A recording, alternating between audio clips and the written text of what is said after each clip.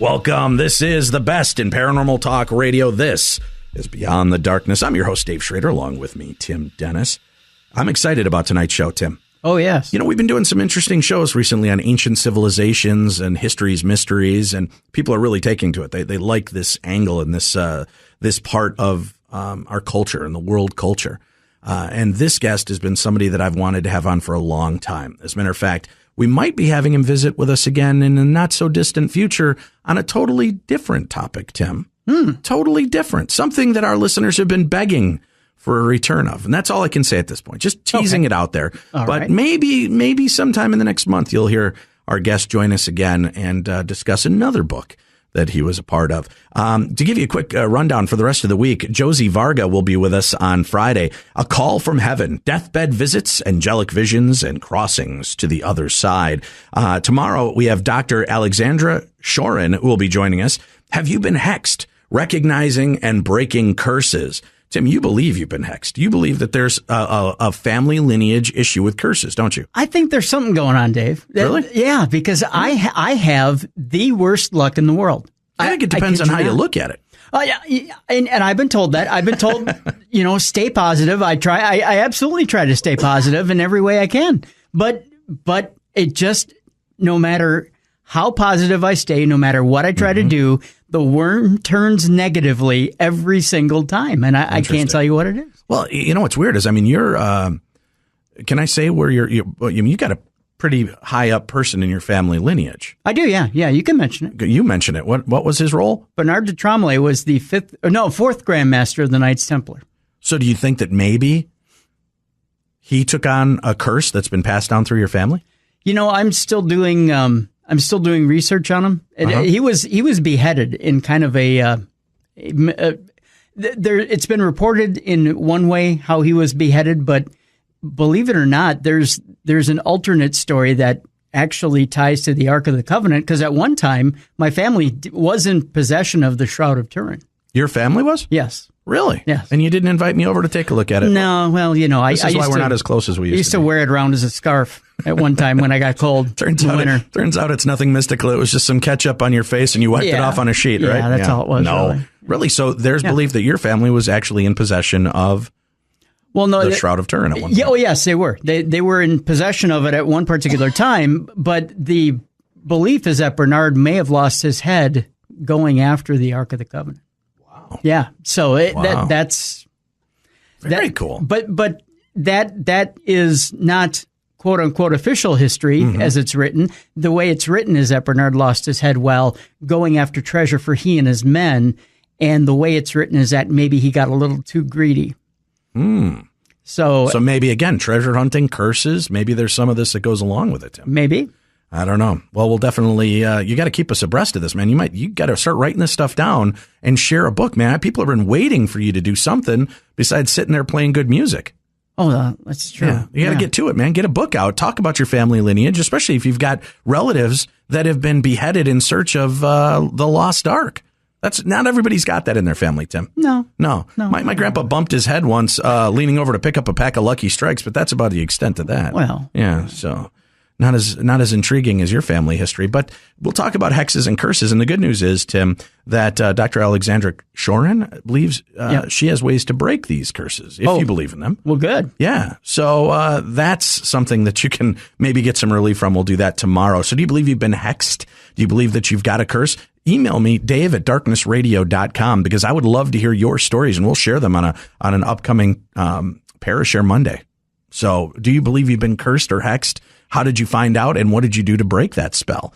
But tonight, Tim, we're going on our own Tomb Raider-like quest. So put on your Indiana Jones hat, grab your whip from underneath your bed, and let's go on a journey, shall we? I had one when I was younger. Douglas Preston is joining us. He is the author of the #1 New York Times bestseller, The Lost City of the Monkey God, a true story, a 500-year-old legend, an ancient curse, and a stunning medical mystery, and a pioneering journey into the unknown heart of the world's densest jungle. Douglas Preston is the author of 35 books, both fiction and nonfiction, 16 of which have been New York Times bestsellers. What an overachiever. With several reaching the #1 position. Before becoming a writer, he worked as an editor at the American Museum of Natural History in New York and was managing editor of Curator magazine. His first novel, Relic, co-authored with Lincoln Child, was made into a movie by Paramount Pictures, which launched in famed Pendergrass series of his novels. His recent nonfiction book, The Monster of Florence, is also in production as a film, and his latest book, The Lost City of the Monkey God, tells a true story of the discovery of a prehistoric city in the Mosquita Mountains of Honduras. He's here this evening to talk to us about this journey, this find, and all of the strange things that happened to them along the way. Douglas Preston, welcome to Beyond the Darkness. Well, thank you very much. What a fascinating life you've led. What you were working as an editor. You've been in this. What kind of got you into this kind of globe-trotting archaeological interest that you have? Well, as a kid, I read all those books, by H. Rider Haggard, King Solomon's Mines and so forth. And I dreamed of finding lost cities and exploring ancient tombs. Mm-hmm. But then when I grew up, I realized, all the lost cities and ancient tombs have been found. But it turns out that isn't true. This story, The Lost City of the Monkey God, actually tells the true story of the discovery of a lost city in one of the last scientifically unexplored places on the surface of the earth. And I got to be right there on the expedition that entered the city for the first time. It was quite something. All right. Well, talk to us a little bit about this. Give us some of the background and the legend of the Lost City of the Monkey God and how this specific story came to your attention. Well, the legend stretches back 500 years, and it's been repeated many times, and there are quite a few variants of it. But they all run something like this, that in these extremely rugged mountains, where some of the thickest jungle in the world lies on top of massive mountain chains, that somewhere in this area there's a lost city called La Ciudad Blanca, the White City, or the Lost City of the Monkey God. And aviators have spoken of glimpsing the ruined ramparts of the city rising above the jungle foliage, and crazy people and drunks and obsessives, and even archaeologists have gone into the jungle searching for it. So quite a number of them actually never came back out again, because this is one of the most dangerous areas in the world. But the current search that I participated in started 20 years ago with a guy named Steve Elkins, who is a complete obsessive adventurer, treasure hunter, and filmmaker.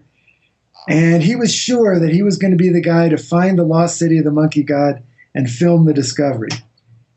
And when I met him, I thought, well, he's not going to find anything, but this will make a hilarious story about yet one more failed attempt to find the lost city of the Monkey God. And boy, was I surprised when he actually found it. Okay. Well, you made a great point, that there's so many of these lost cities and forgotten areas have been discovered. How do most of these discoveries take place, Doug? Well, most of them take place when local people, well, first of all, archaeologists spend a lot of time in dive bars asking questions and buying drinks. And they often hear from local people, oh, yeah, there's a ruined city out there this away, or there's some big stones over that away. And so local people lead the archaeologists to these ruins. But the problem is that they've already been looted. This city was discovered using an extremely advanced high technology that can see through the jungle foliage and map what's on the ground. Right, and I want to get into that. And I want to get into that in a little bit, but that's why I wanted to kind of start off with how, because I know there's a lot of controversy over this find and this archaeological spot too. But I wanted people to kind of really grasp the concept that finding these places is not as easy as everyone thinks. They may have existed, but like you said, people share this legend, this local legend, and in most cases, by the time they get there, it's been so well known and looted that there's nothing much remaining, or it's in such poor condition. And in some cases too, it's found by mistake, by doing a dig to build or put something in, and then finding these remnants well after you've already started to destroy the archaeological find to begin with, right? I mean, isn't that part of the issue we run into? They start digging in an area to put in a multiplex, and boom, all of a sudden they found this lost temple, and they've destroyed part of it now by doing this. Yeah, that happens all the time. Or you have illegal logging in these rainforests that suddenly the loggers uncover, oh my God, an incredible temple filled with sculpture. And, within a week, it's all gone. I mean, this stuff is worth millions of dollars. So it's very, very rare to find. It's almost never heard of to find a completely untouched lost city like this. When people do stumble upon these cities or these locations, these digs, If Tim and I were to go out into the wilds of Minnesota, the Iron Range, and as we're out bigfooting looking for something intriguing, we stumble upon this hidden cave with rich gold artifacts and paintings and whatever inside this cave. When we've found this, we've stumbled upon it. Are we breaking laws by removing the items and by taking them, or do we suddenly get the claim to these items because of our find? No, you'd be breaking the law taking them out. The United States has laws that cover archaeological sites on public land, and I'm assuming you'd be probably on public land somewhere in a national forest or whatever. All that stuff is protected. You better not touch any of it. And the same is true in Honduras. You know, we found this lost city, but all the property, everything in it, all the artifacts belong to the country of Honduras. I know there's a lot of issues, too, when it comes to like sunken treasure, right? Some of these ships that went down off the coasts of America and Spain and England, they finally find these. They do a recovery team. But then the big problem that comes in, a lot of people don't realize, is you've got this recovery team who may have spent millions of dollars to locate and find and pinpoint these locations. But then it becomes a task of deciding who gets true ownership of the items that are found within. Is that the way it goes? Do you have to end up, placing some kind of bid for ownership, or is it just in the glory of being the ones to discover this that brings you your fame and fortune? Well, on land, it's pretty clear cut. You know, you don't own the stuff unless you own the land underneath. You don't own the stuff. But in the water, it's different. I mean, I have a friend, Greg Bemis, who actually owns the Lusitania. He bought it at auction in the early 60s, auctioned by the insurance company, I guess, that, paid off the creditors. And he's been litigating with the Irish government ever since about it, since the Lusitania is in Irish, territorial waters. And I mean, I think owning the Lusitania has probably just about ruined his life. Well, yeah, anytime you buy a sunken ship, I can't see that that's a great investment. Well, he's a persistent guy, and he's anyway, that's a whole other story. Maybe that's worth a book someday. Right. His long quest to turn over the Lusitania and see just why it sank.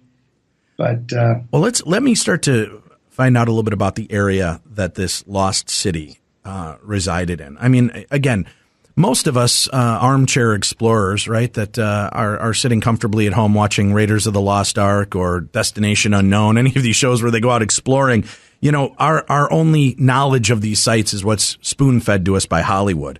Talk to me about Honduras and the Honduran interior. What is the climate and the people like there? Are there really guerrilla fighters and freedom fighters in the woods? And what's it like there? Well, it is, in fact, one of the most dangerous areas in the entire surface of the globe. Honduras has one of the highest murder rates in the world. And this jungle area, this huge area called La Mosquitia, which is not just mountains, but swamps and all kinds of, just uninhabited areas, is the major cocaine smuggling point for cocaine coming from South America into the United States. So all the surrounding towns are controlled by violent drug cartels. So just getting in there is dangerous. But once you're in there, in this jungle, you're no longer in danger from people. You're now facing animals. You have jaguars, you have pumas, mountain lions, you have noxious insects carrying tropical diseases, and worst of all, you have the thickest concentration of venomous snakes probably in the world in these jungles. And these snakes, many of them are fer-de-lances, which is the deadliest snake in the New World. Very aggressive. It will pursue you and bite you and pursue again to bite again. 1,000 times more toxic than a rattlesnake, and ubiquitous. They're in the leaves, they're in the branches, they're on the ground, and they are always pissed off. So what you're telling me, Doug, is that you've got a bit of a death wish. Well, yeah. I mean, I don't know. Nothing worth doing is without risk. I don't believe that at all. If you find a lost city, you're going to have to anticipate that you might get into trouble. And as you know, we did get into a lot of trouble. Right. I'm sure we'll talk about that later in the show. But they tell you about you realize what you have to face. You're kind of going on a lark just to kind of document how this expedition that probably will result in finding nothing but overgrown parts of the jungle, maybe a few interesting points of interest, but certainly not the idea of a lost city. But you're hearing about all of the danger, and just first of all, in the human side of it, drug runners and cartels and guerrillas and I don't mean the hairy King Kong kind. I mean the fighters and warriors that are out there. That part, how do you overlook that? Seriously, I mean, I understand there's an intrigue and an excitement, but you know that fellow explorers have gone into this, Doug, and have never returned. Well, we went in prepared. We had 16 soldiers with us who were heavily armed. Oh, okay. Special Forces soldiers. Honduran Tezon Special Forces soldiers who were there to protect us. So we were pretty sure we weren't going to be bothered by drug dealers or criminal gangs. How exactly does one procure an elite task force like that? Are you bringing in American forces? Are you Craigslisting in Honduran looking for protection? How do you find 16 well-armed men to lead you to this forbidden city?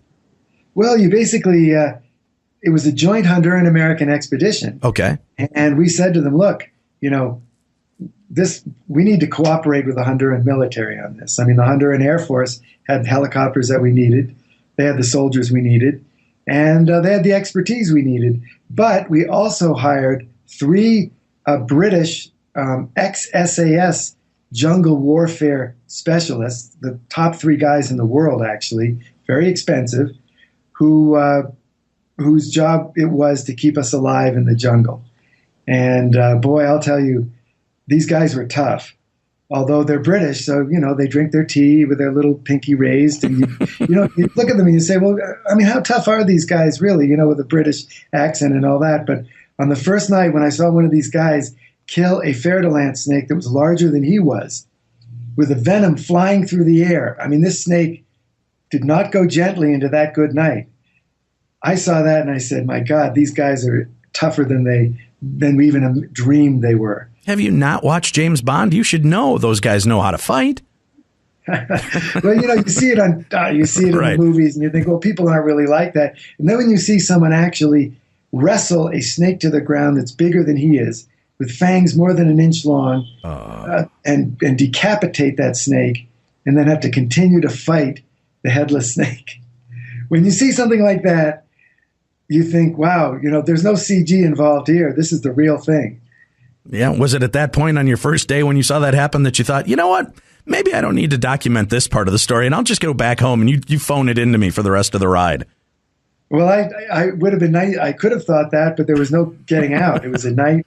The helicopters could only fly in good weather and it rained almost all the time. I mean, once you go out into the jungle, there isn't going to be any quick evacuation if you change your mind. So, but this fellow, after he killed that snake, he had to wash his hands off because the snake got venom all over the back of his hand. His skin was actually bubbling. So he washed his hands and he said, nothing like that to concentrate the mind, is there? Wow. All right. Well, I've got to know, when you're going into a joint venture like this, if the Honduran government knows that you have that strong of an idea and you're willing to sink that kind of money into finding this location, why do they need you and a couple of British interlopers when they can just go locate this and make this historic find themselves? Well, that's a good point. But the reason is that we had the expertise. We had the archaeologists. We had 10 PhD scientists on the expedition. Wow. And Honduras wanted the credibility of that. Also, I was working for National Geographic magazine. Mm-hmm. And they were very interested in National Geographic publishing this discovery, because it created legitimacy. It wasn't just a bunch of hype, or maybe is it true, is it not true? I mean, if Nat Geo publishes something, it's true. It's been vetted by the top people. And the Honduran government wanted that kind of legitimacy. What does an expedition like this cost, if you don't mind me getting a ballpark? I mean, you sound like you've got a lot involved in this. Who puts this money together, and how much does an expedition like this run somebody? Well, it's probably a couple of $1 million in all. The expedition came in 2 parts. The first part was an aerial survey of these unexplored areas in the mountains, and that cost about $1 million. And that was financed by a filmmaker named Bill Benenson in California, a very well-known documentary filmmaker who is wanted to film the discovery of this city, and he's creating a fantastic documentary. Wait till this documentary comes out. It's going to blow your mind. So he financed the initial LiDAR discovery of the city using this powerful technology in 2012. And then he financed the 2015 ground expedition, which again cost about $1 million, primarily the expense of operating helicopters. It was, helicopters are very expensive. And when you're going out into an unexplored area, you're dropping soldiers, they have to cut a landing zone, the helicopter has to fit into that landing zone. It is, the logistics are pretty intense. It's a lot of money that has to go into that. Yeah, it would seem. The payout is then he gets the rights to the documentary and selling that story. Is that kind of where he recoups this expenditure? Exactly. Okay. I was the writer, so my expenses were fairly modest compared to his. He's putting together a documentary, and in about 6 months to a year, that documentary will appear, and hopefully you'll be able to watch it on Netflix or HBO or whoever purchases it. And I'm telling you, it's going to be a wonderful documentary. When you know that you're going into these kind of unbelievable odds, do you guys look at this realistically? Do you sit down, the 10 or 12 or 15 of you that are involved in this expedition, and do you say, hey, guys, this, just to be fair, some of us are not coming home? Is that a reality when you set out to do something like this? It was a reality. Right before we went in, this head SAS guy named Andrew Wood got up and he gave us a lecture that sobering is the word. He said, look, here's what we're going to face. And he ticked off all the dangers. And then he said, I'm in charge. This is a quasi-military command structure. You will obey my orders instantly. And I don't care who's paying for this. I'm in charge. You will do what I say. And that's the only way we can really be sure of keeping you people alive. And you have to understand that bad things are going to happen. And we don't know what they are. But we're as prepared as anyone can be. And, he talked about, he scared the hell out of us. I would guess. Was there contingency plans laid then? If somebody goes down, we need to leave them behind and just continue moving forward? Would that end the expedition? How would you guys deal with that? There were all kinds of contingency plans that were in there, that they had worked out that they didn't really share with us. There's just too many things that could go wrong. But the idea behind it was, if everyone knows what they're supposed to be doing and follows orders, these things are minimized. However, as I'm sure we're going to talk about later, we didn't escape unharmed. In fact, the expedition suffered greatly after the whole thing was over. It turns out the valley was a hot zone of tropical disease. And all the precautions we took did not stop that from sickening and even endangering the lives of many people. We'll take a break. We'll come back and we'll discuss the next moves in this. And LiDAR. What is LiDAR? And why is this asterisk kind of associated with this case? Does this form of archaeology and seek and discovery somehow dismiss the importance of what was found?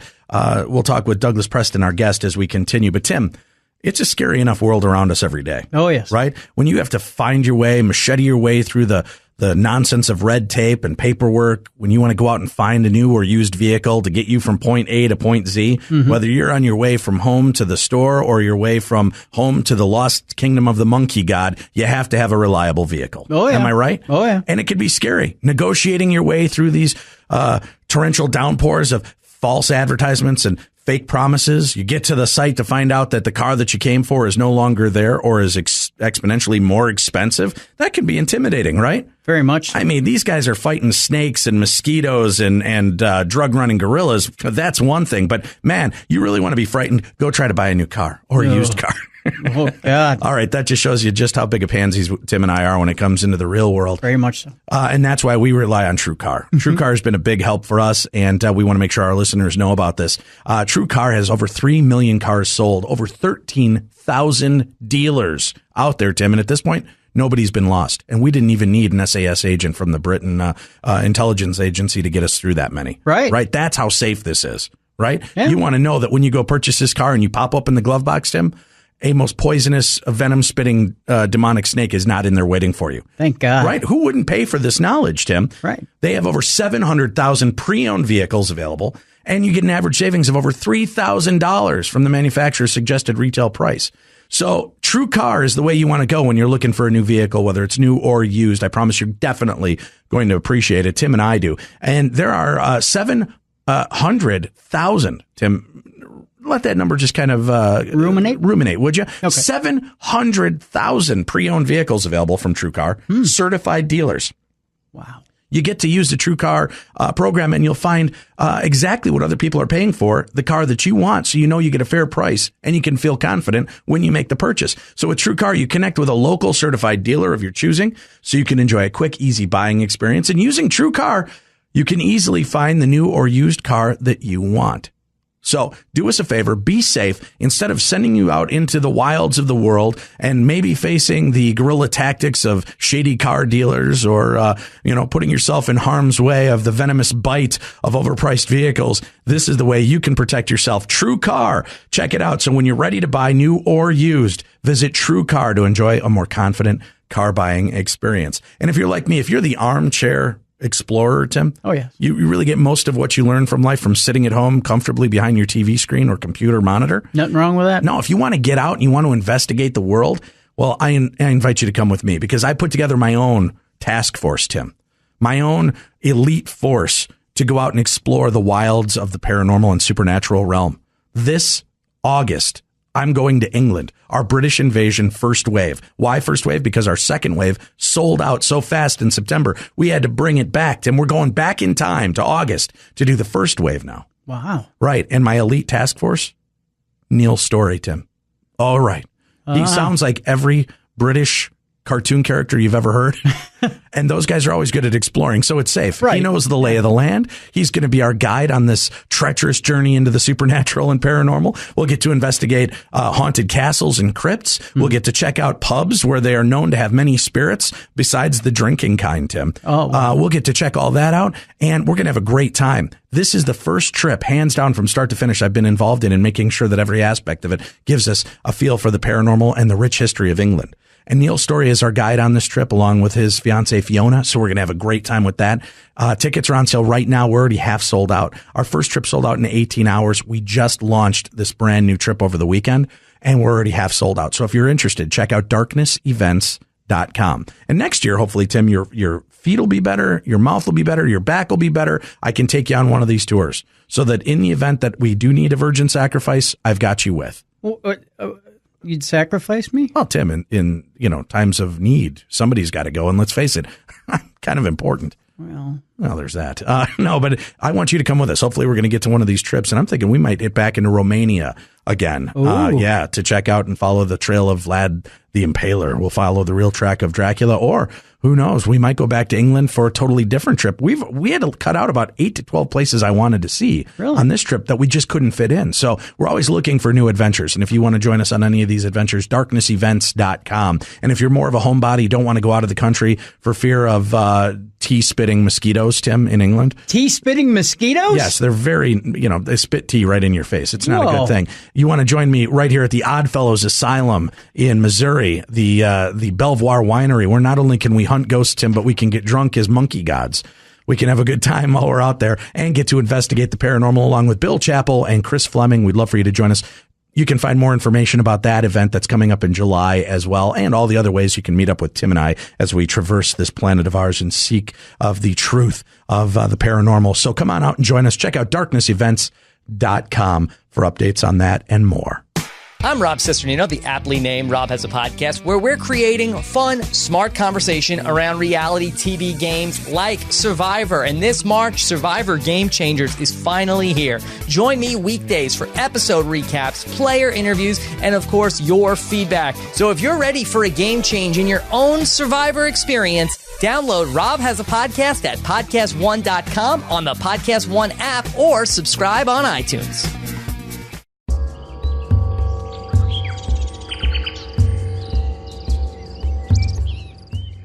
What the deuce? What did the guide say? Him say we go no further. Him say this be an evil place. Him say this beyond the darkness.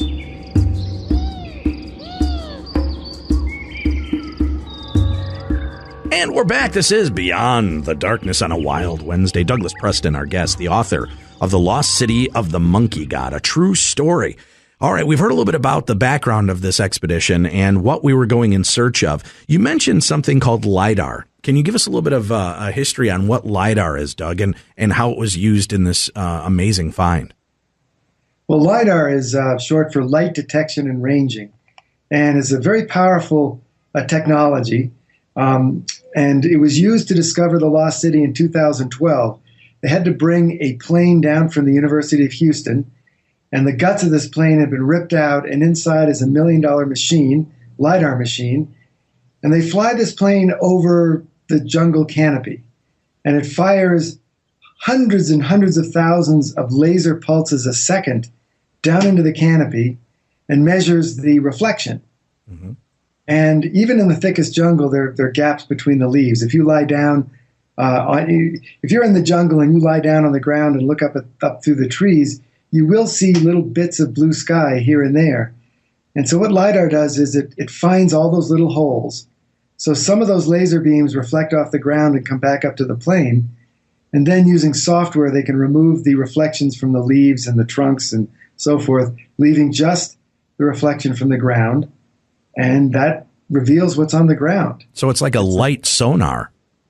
Exactly. That's right. A very good metaphor. All right, great. So you're penetrating this area with this heavy-duty light source, these laser light points that are bouncing back. So it's much like, Tim, it sounds like kind of like the SLS camera that we use when we investigate paranormal locations, right? Yeah. You're banking the entire room with these laser points of light. And if it finds something like a human form that's not visible to our eyes, it creates an avatar, a stick figure that shows you head, shoulders, knees, and toes that it's pinpointing there's something there. Mm-hmm. So for those of you that have used the SLS camera or have seen it on a myriad of the different paranormal shows, this sounds like a much grander scale version. Okay, so they do this flyover, and the first time they do this, Doug, and they pinpoint this area, did they have a good working knowledge of where they were going, or did they have to do numerous flyovers, different locations to try to pinpoint where they thought this lost society might be? Well, they did a lot of research, and they first enlisted the NASA in the search. They looked at satellite imagery of the Earth from space, and these NASA scientists identified a valley that they called Target 1, which had never been entered, was completely locked in by mountains, scientifically unexplored, and that was where they thought they might find the lost city. But then these guys who were paying $1 million to do this, as insurance, picked 2 other valleys to survey just in case they didn't find anything in Valley 1, Target 1. So I was part of that expedition. I'll never forget, on May 5th, 2012, the scientists who were operating the LIDAR machine, who were crunching the data, one of these guys was a real skeptic. He was rolling his eyes. Oh, lost city. Yeah, really? Come on, tell us another one.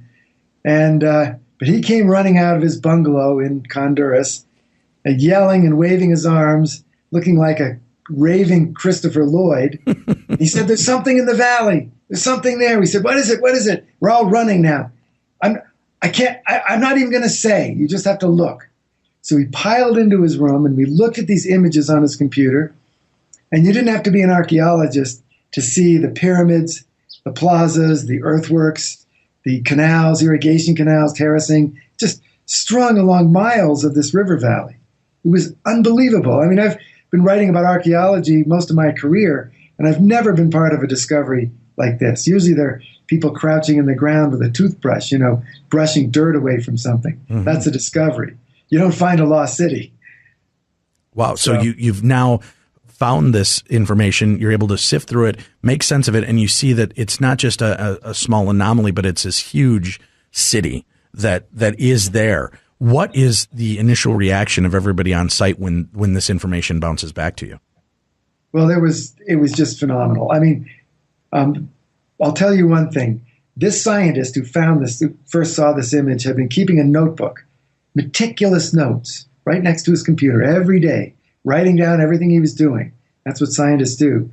But in the entry for May 5th, the book was lying open right next to the computer. He had written 2 words only. Holy shit. Gee, I hope it's okay for me to use that word. Damn right it is, especially when you're finding something like the Lost City of the Monkey God. This is amazing. So they find it. This is it. Now, I'm guessing that this took place quite a while before you guys actually made the decision to go do an expedition there. It did. That was in 2012. And then we of course, had to report this to the government of Honduras. The president of the country was very excited. And we started making plans to get the permits and to work with the Hondurans to get in there on the ground. Because, seeing it from the air is one thing, but it's not really an archaeological discovery. Right. Until it's been ground truthed. Ground truthed. That's an interesting word. Can you explain to us what that means?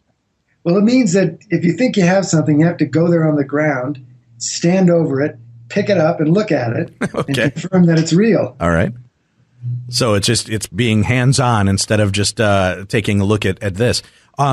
So, all right, now you've got this expedition. You get set up. Your leader has now told you, listen, I don't care who's paying for this. I don't care who's in charge. I'm the man. I'm point. When we do this, you do it my way. When I say jump, you say how high, and you do it, because this is how we're going to navigate this very tumultuous terrain of what you've got. Killing diseases out there. You've got insects, jaguars, deadly snakes. You've got drug running cartels that are in this area. So this is your man that's going to get you through this group. And now, how many people total, including your hired armed military group, how many people are going to go on to this expedition? Total about 6. There are 16 troops, not all of whom were with us at all times. Okay. And 16 scientists and, well, in total, 16 other people. All right. So you had around 32 people that are going to go on this trip and get to this site to try to prove that it exists. That's right. But not everyone was there at the same time. So, Sure. like, for example, the day after we arrived, we were dropped in by helicopter. We had to camp in the jungle. That was the night we had that encounter with the snake. The next day, just the small group of us were going to go up to the Lost City and see what was there. And we almost didn't make it. We had to cross this river. We had to cut our way through the thickest jungle in the world. And at one point, we came to a giant mud hole, quick mud. You couldn't cross it. It was like a river of mud. And so when going through this, our anthropologist, a woman named Alicia Gonzalez, started sinking. She got caught in quick mud. She was literally going down, the mud bubbling up around her. I saw this. It was like something out of a really bad, 1950s horror film. Right. And it was so funny. She was so calm. She said, "Excuse me, I'm going down. I am really going down." And so these SAS guys just leapt in there and they wrestled her this way and that way, and they finally got her out of the mud. That was something. That was something. Right. This is something straight out of an old Tarzan movie. So quicksand, quick mud, this is something that is a real concern, a real worry. How do you get across something like that then? Well, you very carefully, you can wade through it, but you have to be light on your feet in a way. Now, what happened to her was she was wearing snake protection, which we all were, and the snake protection she was wearing filled up with mud. So it was like she had an instant pair of cement overshoes. Gotcha. So every movement she made was like sucking her down further. So what they did, of course, very quickly was to cut some trees and bridge that mud river so that we could walk across without, getting sucked under. Now I know I'm going to get beat up by our listeners if I don't go back. The first night when the snake attacks, where were you guys? Were you at your campsite and the snake came looking for love that night, or did you guys stumble upon it elsewhere? I was the one who stumbled over it. Oh. I was walking back from my little hammock where I'd strung my hammock. It was pitch dark, and I had this flashlight. And right next to the hammock of one of my buddies, Juan Carlos, it illuminated this gigantic coiled snake in striking position. Ooh. His head was tracking me. His tongue was flickering in and out. And I'd walked by him within 2 feet, twice. So I backed up, And I said, in a very calm voice, although others claim I was yelling, I said, "Hey, you guys, there's a really big snake over here." And so Woody comes over, the SAS guy with the 4 others who were with us. It was just a small group at that point. The soldiers hadn't arrived yet. And he says, "Oh, blimey, it's a fer de lance. I'm going to move it." And I thought to myself, move it? Are you kidding me? Well, he cut a snake stick out of a piece of wood, a vine or some stiff piece of wood, 7 feet long with a forked end. And in a sudden movement, he pinned the snake. And that's when the snake exploded into action. It unrolled. It was striking everywhere. Venom was flying out of its fangs. It was really furious. And it turned out to be bigger than he was. So he managed to work the stick up behind the snake's head. He grabbed it with his hand. But the snake was turning its head and trying to bite him and expelling venom all over the back of his hand, and his skin was starting to bubble. So he wrestled it to the ground, pinned it with his knees, took out his knife, and cut its head off. And then the head continued to snap and spew venom, and the headless snake tried to crawl away. So he had to drag this headless snake back into the light. And what a horror movie. And here's the saddest thing of all. We had a National Geographic photographer and we had a film crew standing there. And they were so horrified that nobody got that on film or got a picture of it. It was only at the end when I said, "Hey, did anyone get that on film?" They were like, "Oh my God." And they all rushed off to get their equipment, but So then, of course, you went looking for another snake so you could reenact it, right? And we found plenty, believe me. Oh, God, no. Doug, so this thing is bigger than your guide. He ends up hacking this thing's head off, getting out there. Now, I've got to ask, again, I'm not imagining the protective hut of Gilligan and the Skipper here where your hammock is strung. What are you doing at night to protect yourselves from snakes in the trees? You said these things are aggressive. And what is your protection during sleep to keep safe from these creatures? Well, I slept in the hammock one night. Now, these are kind of high-tech hammocks with mosquito netting and a fly on top. They keep the rain off. Okay. So the snakes can't get in. But I'm like, I do not like sleeping swinging from a tree. I'm not a monkey. Right. So I set up a tent and got into the tent, in the mushy mud underneath. But the tent itself also has it's completely sealed against snakes. Okay. Unfortunately, not sealed against insects. So I remember the first night I got into my sleeping bag and I taken off all my clothes. And then I realized to my absolute horror that I was completely covered with biting insects. Little chiggers, hundreds of them, burrowing into me. I hadn't noticed it because I'd been walking around with my clothes on and covered with mud and it's pouring rain. I just hadn't noticed it. Right. So I gave a yelp and tried to pick them off me and get them out of my sleeping bag. And unfortunately, that's just a losing proposition. You just have to resign yourself to sleeping with the chiggers. All right. So this is just the kickoff of your vacation. That's enough to send me back home crying. How long does this expedition go from start to finish? Well, we were there for 9 days. All right. And it rained. It rained, almost all the time. You're soaked constantly. Right. I threw away after the second day, I took off my raincoat, packed it up, and never put it on again. Because there was no point. You're already soaked. And having a raincoat over wet clothes is really uncomfortable. So you just exist. And you know that the time is coming when you'll finally get out of that situation. But at the same time, walking into this lost city and seeing what we saw and being the first people in this valley where the animals had never seen people before. There was like, they came into our campsite. They walked around. They were unafraid. I had monkeys in the tree above me that actually tried to drive me out, hanging by their tails and shaking branches and screeching at me. And then when I did move, they all lined up on the branch above me and they were eating what looked like popcorn. And they stared at me for hours, watching everything I did. They were totally fascinated. I finally learned what it was like to actually be in the zoo. Right, from the other side, right.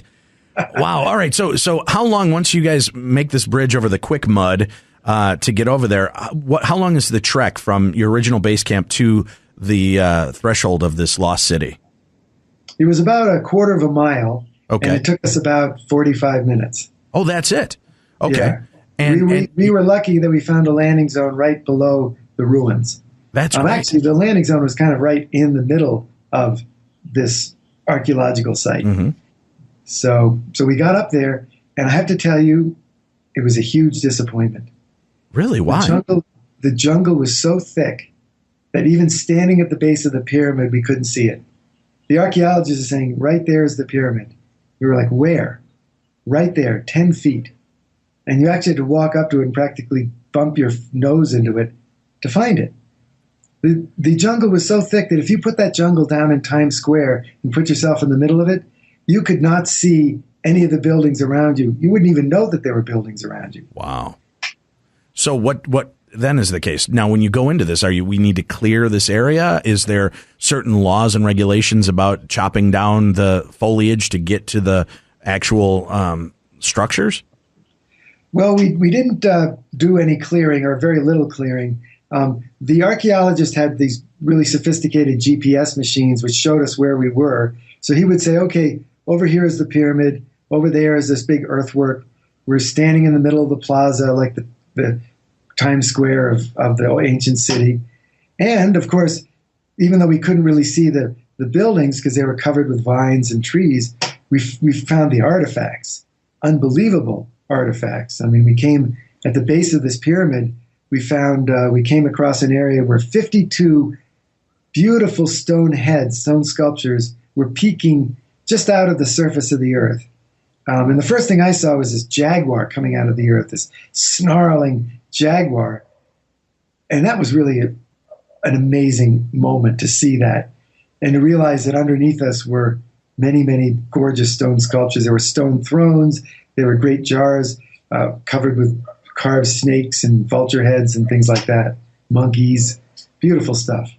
If this culture existed and these people were so advanced to have built this kind of society, what is the belief system? What happened to them? Very interesting question. This civilization grew up on the Maya frontier, so they were the neighbors of the Maya, but they weren't Maya themselves. But they did build pyramids like the Maya, although out of earth instead of out of stone. They played the Maya ball game, that famous game where the losers often lost their heads. And they obviously had rituals like the Maya, but they weren't actually Maya. So nobody knows exactly where they came from, how they built these cities in this very hostile jungle environment, or where they went. But when this cache of artifacts was excavated, the archaeologists realized that the city had been abandoned in great haste around 500 years ago. And all these precious objects had been brought and left at the base of the pyramid as an offering, and then had been ritually broken, which is normally what they did when they put stuff in graves to release the spirits. But this was not a grave for a person. It was a grave for an entire city. So some terrible catastrophe swept the city, killing most of the people. The survivors brought all their precious objects to this one location, left them, and then walked out, never to be seen again. And then for 500 years, the city just slumbered in the jungle until we walked in 500 years later. What is it like to be the first human in 500 years to walk in on this ancient culture and get a glimpse into this forgotten world? I really felt at a certain point we were standing there surrounded by these beautiful sculptures and these mounds, and it was raining and there were flowers and there were monkeys in the trees. I suddenly could feel the spirits of the invisible dead of this city thronging. I could just almost imagine what it was like to be here in the heyday of this city when thousands of people lived here. And it cleared the jungle. The sun was coming in. The pyramids stood there. There were religious ceremonies, beautiful decorations. These pyramids the superstructures were built with beautiful tropical hardwoods, polished and probably draped with remarkable textiles. So they were very dramatic looking and very colorful. So it was something. And then the other interesting thing, and especially to speak about on this show, is the whole idea of the city being cursed. Mm-hmm. Yeah, that's where I wanted to go next. Now, how did you first find out about this curse? And Was it something that was, like hieroglyphs or pictographs that were put out there that were warning your entrance into the city? Actually, the cursed aspect of the city really dates back many centuries to the legend of the lost city, because the legend always ended or always was attached to the idea of a curse, that after the city was abandoned, anyone who dared enter the city would be cursed and die of an illness. And as we were leaving civilization, we had a Honduran helicopter pilot, and he turned to me and he said, "Yeah, my grandmother used to talk to me about the curse of the lost city. She said that the conquistadors went in there and they picked the flowers. And as a result, they all got sick and died. And the location of the city was lost." So he pointed his finger at me and said, "Don't pick the flowers." Well, when we landed in the landing zone, they had macheted an entire stand of heliconia. I mean, the helicopter landed on a bed of cut flowers. And I was thinking, uh-oh, we're in trouble now. Right. You've already kicked in the curse. Now, take me back in time, if you will, because talking about the curse and the weird legend surrounding this, in 1940, there was a journalist that claims to have found this. Can you tell us a little bit about Theodore Morden and what happened to him? Yeah, he was sent into the depths of Honduras by the Museum of the American Indian, which is now part of the Smithsonian, to find the lost city of the monkey god. And there have been all kinds of rumors. Other expeditions had reported evidence of it, brought out artifacts. So he went in. He was gone for 5 months. He came out, and he cabled the New York Times, "Lost City of the Monkey God Found." And he had gone way up the Patuca River and gone way into this unexplored area and claimed he found what he had claimed was the lost city of the monkey god. And he came back out. When he got back to New York, he had all these artifacts and had his canoe and all the rest of it. Big excitement. But he refused to reveal the location of the city because he claimed it might be looted, which is reasonable. Right. Then he committed suicide without ever revealing the location of the city, not even to the museum, secretly. So ever since then, people have been desperately searching for this lost city that he found. And he never left any maps, nothing except his walking stick. And his walking stick, which is still preserved to this day, has a number of mysterious directions carved into it. East 100, south 300, these columns of figures. So dozens of people have taken these directions from the walking stick and have gone into Mesquite looking for the lost city of the monkey god, the city that he found. And some of these people have never come out again. Did he explain or leave a message behind why he took his own life? He never did. Nobody knows why he took his own life. It was very mysterious. He was at his parents' house in Dartmouth, Massachusetts, and he went in the shower and hung himself. Horrible, just horrible. All right, so flash forward to your expedition. Do you get there and find, carvings or anything from any of the previous explorers that did stumble upon this location? Well, what we found was that nobody had stumbled on this location before. Mort had never gotten here. And I learned why later, after we returned from our lost city, and we were wondering, well, where was the evidence that Mort visited the city? Didn't he dig holes, take out some artifacts? I finally got my hands on Mort's journals, which had been under lock and key, protected by his family. People had not been allowed to read these journals, or at least most of them. And I discovered from reading the journals that Mort was a complete fraud, that he didn't find the lost city of the monkey god. He bought those artifacts or dug them up on the coast. He went into Honduras with a secret agenda to find gold. And he found gold. He made a huge gold strike in Honduras, and he recorded the location of it in his journals, and I have that. God knows the gold might still be there. It's still a very remote area in Honduras. But this whole lost city thing was a cover-up for what he was really doing, which was looking for gold. Mm-hmm. So we solved that one mystery. Interesting. Yeah, I was going to say, how impressed were you after arriving there and seeing what you had to go through to get there? How impressed were you with that this guy did it back in 1940? Well, I knew when we got in there that he did not get there in 1940. Okay. Because He went up the rivers. The rivers are like the highways in the jungle. He went up the rivers. He then took this canoe up the creeks. He went, he was always on a navigable stream of water. But this, where we found the lost city, is in a valley that it's like a crater-shaped valley, completely locked in by absolutely impenetrable mountains, with a slot, a gorge that's the only source of entrance. And there are waterfalls and rapids and all kinds of things. There's no way you can get up that river through that gorge into the valley. The only way we could get into the valley was with helicopters. All right, you now know that nobody has found this before, and when you enter this city and you're looking, things are just exactly as they had been left, right? I mean, there was. See, that's what seems so strange to me. That if this legend survived all this time, and people had, left that in a hurry, you would think that locals would have wandered in there in between to kind of loot it out slowly. What do you think kept this place so protected? Well, there are two things. One is just the incredibly rugged nature of the valley. But the second thing, I think, is, honest to God, this curse. Now, when I went in there, I didn't believe in the curse. But the valley is a hot zone of disease. And 2/3 of the expedition fell ill with a incurable, often fatal tropical disease called mucocutaneous leishmaniasis. And that's obviously the source of the legend that the city was cursed. Now, these indigenous people, these local people, know well enough to leave this place alone. They never came into this valley. Conservation International sent biologists into the valley after we found it, and they came back out and said there's been no human entry in this valley for hundreds of years.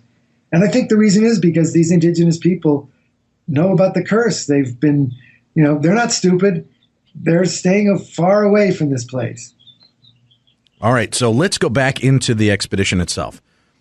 You're in this location. You found it. It's covered under the thick, dense forest, and so much so that you could be standing in front of it, and if you didn't know what you were looking for, it would be cloaked and kept secret from you. Now you're in there. Is this something straight out of a Raiders or Tomb Raider movie? I mean, are you finding secret passageways to enter these places, and what is it like on the interior? Well, we found a lot of really intriguing stuff. The first thing we found was this row of altar stones, big, huge, flat stones perched on triads of quartz boulders. Again, so covered in jungle vines and foliage that, honestly, you couldn't see them until you practically tripped over them. But we did clear out this area. We saw that there were these rows of stones lining one side of a plaza. Now, were they for human sacrifice? Were they seats of power? Were they seats for nobles? Were they the foundation of a great building made out of wood? We don't know. And then we found a staircase leading upwards and downwards.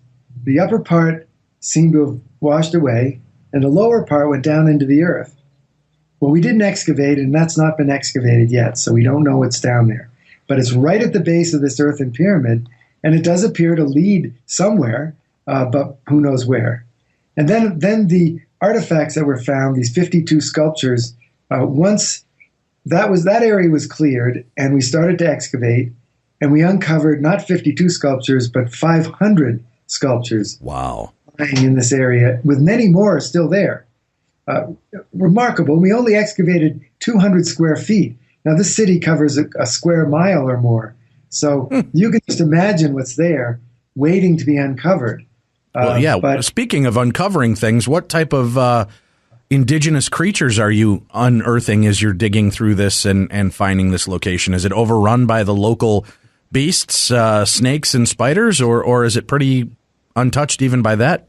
Oh yeah. Well, as soon as we started clearing the area of sculptures, almost right away, this fer-de-lance came shooting out from under a log, really, really pissed off. And of course, how we big had are a film these? crew with us, so now they finally had their opportunity to film the snakes. Everyone backed off. The snake is coiled up, really angry, going to strike at if anyone gets close. Now, the small ones are a lot more venomous than the big ones, so everyone was being very cautious. How big would these creatures be? He got photographed. He's a star. Right. How big was he? He was probably about maybe 1.5 feet, 2 feet long. Okay, compared to the other one, which was what, 7 feet long? Yeah, about 6.5 feet. Yeah, 6 to 7 feet. But so then they tried to move him. That was a bad move because he got all mad and escaped being moved and went back under the log. That was right in the middle of all these artifacts. So all the archaeologists went on strike. They said, wait, we're not doing any more work here. Forget it. So it was a couple of days before they were able to really get in there. And now we never saw that snake again. I'm sure he was still under the log, but for some reason he never came out again. Or maybe he moved at night and we didn't see him move. But it made everyone really nervous. You know, usually when you're excavating, you're not worried about being bitten by a fer-de-lance. Right. All right. Boy, snakes, creatures, bugs, but everybody seems to be faring well. You haven't lost anybody, no real danger at this point, or have you skipped over a few of the more scary encounters? Well, at night we had animals prowling about our tents. Jaguars, for example, rumbling and coughing, and then probably a mountain lion that made this purring sound. And I remember the first night I got up to pee, and I went to go outside, and I saw that the ground was completely covered with glistening cockroaches. And the cockroaches were rustling and moving around, and then among them were these stationary spiders waiting. And I thought, you know what? I'm not going to drink tea before going to bed ever again. Yeah, I don't blame you on that one. Holy God. Oh, man, what a nightmare. Just the idea of what you're going through. But again, this sounds like every Raiders movie ever created, right? Hissing cockroaches, wading snakes and spiders and all kinds of fun beasties. That's the amazing part of these points too, is right. You're realizing this has got to be exciting to be going to bed every night. But on the other hand, once you settle down and the forest comes to life with the sounds of mountain lions and crickets and cockroaches and snakes, and how do you sleep, Doug? Was it NyQuil every night to just try to get through it? I couldn't sleep. I just had it. I put in earplugs. The jungle is so noisy at night. It's deafening. I mean, it's much noisier at night than it is during the day. And also, I didn't mention to you, the other thing was there were some very, very large animals moving around us. These weren't cats. These were really clumsy animals crashing and, cracking the twigs and crashing through the jungle foliage right near our tents, right through them. And it made everyone very nervous because they thought, whatever these big animals are, they're going to step on us. And I have no idea what they were, if they're tapirs or deer or what. It's hard to say what these animals were, but they were not light stepping jungle creatures. They were big blundering animals. Bigfoot? Yeti. Yeah. Sasquatch. Well, was there any kind of legend of large beings like that? Of course, you are in the kingdom of the monkey god. Are there any large primates that are in that area? Well, there is a legend of the Ulaks. And, I'll just tell you the legend and let your viewers decide whether there's any truth to it. But okay. The indigenous people say that there's a race of beings that lives in these very remote jungles that are half monkey, half human. They're a hybrid between apes and humans. And that these apes, hundreds of years ago, kidnapped women from the tribes, brought them into the jungle, mated with them, and created this race of people, sort of half ape, half human beings. And that these are really dangerous creatures that live in the jungle and, are always looking to kidnap women. So... sounds like a legend of Bigfoot being born right there. Unbelievable. Let's talk a little bit more. Now, how far into this were you able to do on this first expedition? How far did you get in? Was it only that 200 square feet, or did you get in much deeper? Well, we did a lot of exploration. We were able to explore about 25% of the city. And the city actually consists of 19 interconnected like villages or neighborhoods, sort of like, it's a bit like LA, it's kind of spread out. And so we went down the river and we explored areas of the city downriver. We explored areas upriver, but there's still areas to explore. I mean, there's one place on the LiDAR images, it shows a magnificent like plaza surrounded by mounds on top of a mountain with a big pyramid on it. And it takes up the entire top of this mountain. And boy, that has not been explored yet. I can't wait for them to go there. I'm sure they're going to find some amazing stuff up there. How much of it has been explored now, total?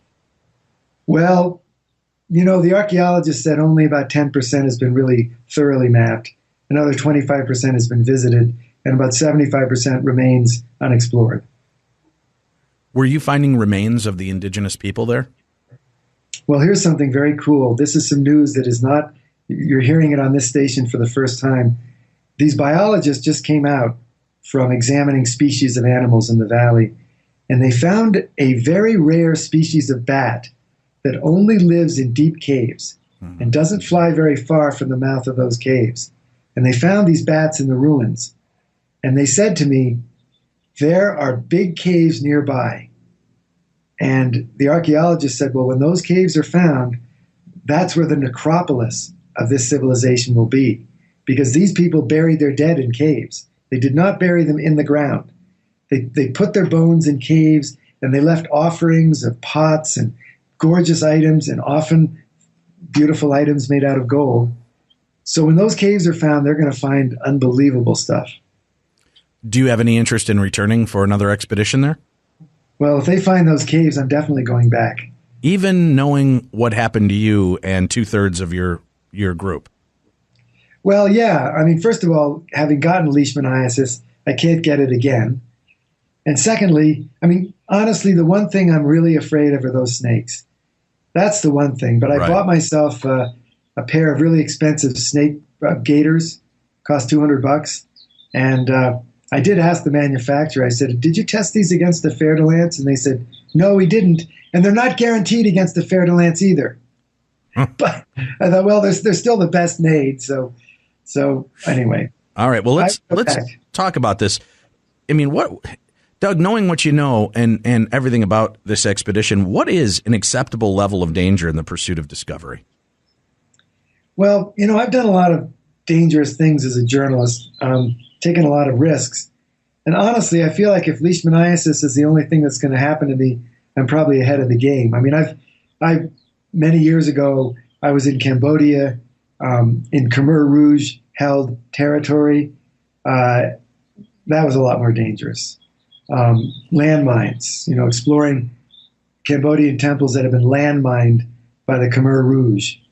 That was really dangerous. So, I figure, hey, I survived that, I'll survive this. But, it's true. Nothing really worth doing in this crazy world is without risk. I hope that's what they put on your gravestone, Doug. Well, going into these things, I mean, that's crazy. Now, talk to us. You made it through the expedition.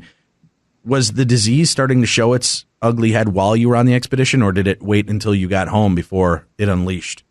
No, it waited. I'll never forget, after we came out of the jungle, I was with Steve Elkins, who was the guy who started this whole thing. And we were drinking frosty beers by the pool. And Elkins was mopping his brow, and he said, I can't believe it. Thank God. We got out of the jungle. Nobody got hurt. Nobody was killed. Nobody got sick. Well, his congratulations were premature, because about 6 weeks later, the National Geographic photographer was the one who noticed it first. He sent around an email saying, hey, do any of you guys have a bug bite that isn't going away but looking worse? And we all looked at ourselves and we said, yeah, we do. All the others are fading, but this one's getting worse. And it got worse and worse. It turned from a bug bite into a horrible weeping ulcer, and almost like a volcano. I'm sorry, I'm probably grossing out some of your listeners. No, that's fine. It'll keep people home safe where they belong. And, this horrible thing. Mm-hmm. And, I went to the emergency room in the hospital like everyone else did. And the doctor said, oh, it's an infection, prescribed us antibiotics, didn't do any good. So finally, Dave Yoder, the Nat Geo photographer, photographed his lesion and emailed it to some other photographers he knew from National Geographic. Mm-hmm. And one guy who'd had leishmaniasis emailed him back and said, Dave, old boy, you've got leishmaniasis. I hate to tell you. So now explain to us what that disease is and what is its function. How does it attack the body? Well, it's transmitted by sandflies. So the sandfly bites you. In sucking your blood, it injects these parasites into your skin, and the parasites eat the flesh, more or less. Okay. They're flesh eating. The disease is sometimes called white leprosy. And so the parasites start eating your flesh and create these horrible lesions on your body. And eventually they move to your face and they attack your nose and your lips. Your nose falls off, your lips slough off, your face becomes an open sore with nothing in it, and eventually it eats the bones of your face until there's just a hole there, and then you die. Well, that's pleasant. How far along was it when when you finally started to get some kind of understanding of what you were dealing with? Well, fortunately, our disease was attacked in its early stages, and even though it's not curable, it's definitely can be controlled with treatment. So, the National Institutes of Health, which is our nation's clinical research facility, the greatest in the world, decided that we were very interesting and that the doctors were very interested in studying us. We were very popular with the doctors, so they offered to treat us for free, even to pay for our airfare and our hotel. Because they're studying this disease intensively, they've got a laboratory where they're breeding the sandflies. They're looking at the disease. What? They're trying to come up with a vaccine or some kind of treatment for it. Okay. Now you're stuck with this disease for all time. Is it kind of like herpes? I mean, you can treat it, but you can never really get rid of it. It's exactly like herpes. The treatment is really quite awful. Unfortunately, it's a very difficult treatment. It's a bit like chemotherapy, where it makes you sick. Sometimes makes you feel like you're dying. But it beats back the disease so that your immune system can kind of keep it in check. Okay. But if your immune system becomes compromised, like if I got cancer and they had to do chemotherapy, the disease would come back. If I had to have an organ transplant and they had to suppress my immune system, the disease would come back. So it's kind of hangs over your head like the sword of Damocles. Oh, geez. Well, you made it sound like, oh, I had it once, I can't get it again, but that's because you never really got rid of it. Well, that's exactly right. Okay. You can't get it twice. Now, is it transmittable? I mean, can you pass it along to others? No, it's not. Thank goodness. It can only be passed through the bite of a particular species of sandfly, and that type of sandfly is only found in the tropics. So how are people that live in that area not dropping dead if these things are out there and doing this? Well, they are. The 20 million people have this disease, and 60,000 people die of it every year. So it's a big deal, actually. Yeah. You've never heard of it because it's only just come into the United States. Just in the 21st century has leishmaniasis crept over our southern border and entered Texas and Oklahoma. Okay, so the sandflies are now living in the United States? Yes, and it also requires a two host more animal. states not to visit, Tim: Oklahoma and Texas. You're dead to us, Oklahoma. In the Dallas area, they had an outbreak of leishmaniasis a few years ago. Caused a small panic, but then they got it under control. How do you get something like that under control? What do you use to wipe those out, and how did they make their way here? Well, I talked to the doctors about this. In fact, my book, the end of my book really deals with this question. I talked to the state epidemiologists for both Texas and Oklahoma, and they said, well, climate change is causing the range of this sandfly to move northward into Texas and Oklahoma, along with the wood rat, which is the second host of the disease, because the disease requires not just a sandfly, but it requires a mammal which acts as a host. It's a very complicated disease. So that's what they told me. I mean, and they said it's spreading. Well, that's pleasant. There you go, folks. There's something from Darkness Radio's Beyond the Darkness to you. Keep an eye out on this. And if you get it and you find it's in your area, please let Tim and I know so we can mark that state off as not visitable ever again. Here's something else that's going to make everyone even more worried. Oh, great. Dogs and cats get leishmaniasis and can transmit it to humans. And there have been outbreaks of deadly leishmaniasis in dog kennels across the country. Yes. Well, if they can give it to the humans, then, so first of all, don't kennel your dog is what you're saying. They can only give it to the human through the bite of a sandfly. That's the weird thing about this disease. So if your dog gets leash in a kennel, but you're in an area that's outside of the sandfly area, you aren't going to get it. So the spreading of the sandflies across the sort of the southeastern part of the United States is a bit concerning. Wow. Yeah, I would say so. Before we leave, Doug, I do want to talk about kind of the tense relationship between technology, the use of technology, and the archaeological community, because I found that kind of a fascinating aspect of your story. I mentioned at the beginning there's kind of this asterisk associated now with this find. People are really, some of the community is very up in arms regarding LiDAR used on this kind of massive find. Why is that a problem? The whole idea of evolution of technology is to make jobs easier and to help us uncover. Does it mean we could only find these places by stumbling upon them in order for them to count as a real expedition? Because to me, that sounds ridiculous. Well, you're right. It was really puzzling. When the initial discovery was made, there were some archaeologists of the old guard who were very upset. And they said, well, look, this discovery was not made by archaeologists. It was made by engineers. Now, this is not right. And also, LiDAR is too expensive. We can't afford it. But the younger archaeologists are more like, hey, this LiDAR is fabulous. This is the greatest advance for archaeology. So it's a bit what's happening in other parts of the world where there's a lot of disruption going on from high technology. And the old guard is not so happy, and the young guard is happy. So the old guard needs a kick in the ass, because if you can find things and make it worth your time. I mean, imagine the millions upon millions of dollars saved if you were able to pre-map these locations, have a good idea of where you're going, and be more prepared for it. Because again, you said, had you been wandering in that area, you probably would have missed it altogether, even though you were right there on top of it. I mean, we could have walked right past that pyramid and not seen it. We would have thought it was just a weird hill. But believe me, when they finally get around to LiDARing the Amazon basin, they are going to find really cool stuff. I mean, the lost city of Z is down there somewhere. Some archaeologists think. I mean, they are going to find amazing things. Trust me, in the next 15 to 20 years, all kinds of fabulous stuff is going to be discovered in the jungle using LiDAR. Well, that's exciting in itself, and I can't wait to hear more of these finds, and I'm sure Douglas Preston will be connected to some of them. Doug, it's been a pleasure speaking with you tonight, and I thank you so much for coming on to share your story, The Lost City of the Monkey God, a true story, with us.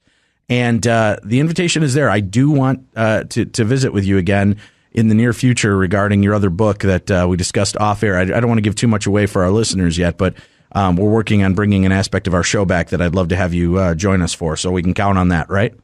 Oh, you bet. I always enjoy talking to you. All right. Well, thank you so much for your time, Doug Preston. We have links up to the website and information. You can find his website at lostcityofthemonkeygod.com. All one word, lostcityofthemonkeygod.com. You can find him on Facebook at Preston and Child. Preston and Child, all one word there as well. Links will be up with the site. Want to thank our sponsors for this evening, Amazon.com, TrueCar, and remember to check out Darkness Events for all the upcoming events and places you can find Tim and I this year as we travel around this great big globe of ours in search of the truth behind the paranormal. And I'll be back coast to coasting on March 25th. I hope you'll join me tonight, though. You can listen in when George Norrie's guests are Michael Scott Lewis and Paul Kimball. Michael Scott Lewis has been a professional astrologer in New York City for more than 2 decades, specializing in financial astrology and medical chart interpretation. He'll discuss what he sees in charts for the markets and world leaders and why 2020 is shaping up to be very eventful. And in the second half of tonight's show, you can hear the Jack Kerouac of the paranormal, Paul Kimball. He's been experiencing various paranormal phenomena in his travels along the weird highway of life and contends that many of our paranormal and strange experiences are actually interactions with advanced non-human intelligence. That's tonight. You can find information, stations, and more about the topics they cover when you check out coasttocoastam.com. Special thanks to our